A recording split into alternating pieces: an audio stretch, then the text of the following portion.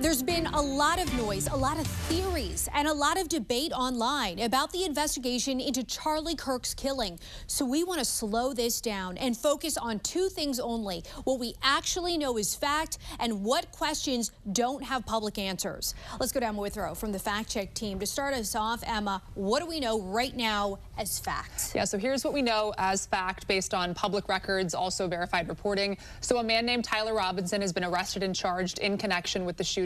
He's currently the only person charged, and no co-conspirators have been named. Also, investigators recovered a rifle near the scene, and that weapon is now in evidence. They say a towel holding the rifle has Robinson's DNA on it, so obviously the rifle exists, so its recovery is not in dispute either. And then beyond that, there's digital evidence. Surveillance video, phone records, and online communications are acknowledged to exist by the feds, but we haven't seen like the physical copies of them quite yet. And theories aside, and we know there are many, what don't we know just yet? There's a lot still that's up in the air. I mean, we haven't seen a full autopsy report. There's also been no public confirmation that the bullet itself was recovered at the hospital or during an autopsy. And if it was, officials haven't released details about its caliber or ballistic markings. Turning Point USA spokesman Andrew Colvett said on X that Charlie Kirk's surgeon called it, quote, an absolute miracle that the bullet that killed him didn't exit his body because dozens of people were standing behind him when he was shot.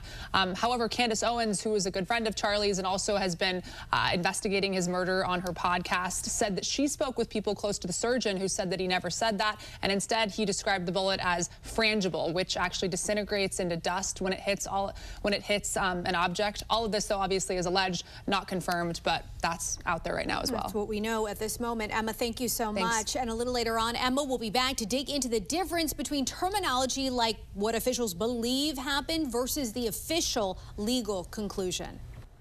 It's been 3 months since Charlie Kirk was shot and killed at Utah Valley University, but many questions surrounding the shooting remain unanswered. Let's go to Emma Withrow from the Fact Check team. And authorities said that they found what they believe to be the weapon used to shoot Kirk. But as you know, there's been a lot of public speculation. Yeah, there has. An emphasis on that word believe, because the wording really matters here, because we haven't seen a publicly released ballistics report that shows a definitive match between that rifle and the fatal shot that killed Charlie. And there also hasn't been any official confirmation that the bullet was recovered from Charlie Kirk's body at the hospital. But Turning Point USA spokesman Andrew Colvett said on X that he spoke with Charlie Kirk's surgeon, and he called it an absolute miracle that the bullet that killed him didn't exit his body because dozens of people were standing behind him, obviously, when he was shot. However, Candace Owens, who was a friend of Charlie's and has been investigating his murder on her podcast, said that she spoke with people close to the surgeon who said that he never described it that way. Instead, he described the bullet as frangible, which is a type of bullet that disintegrates into dust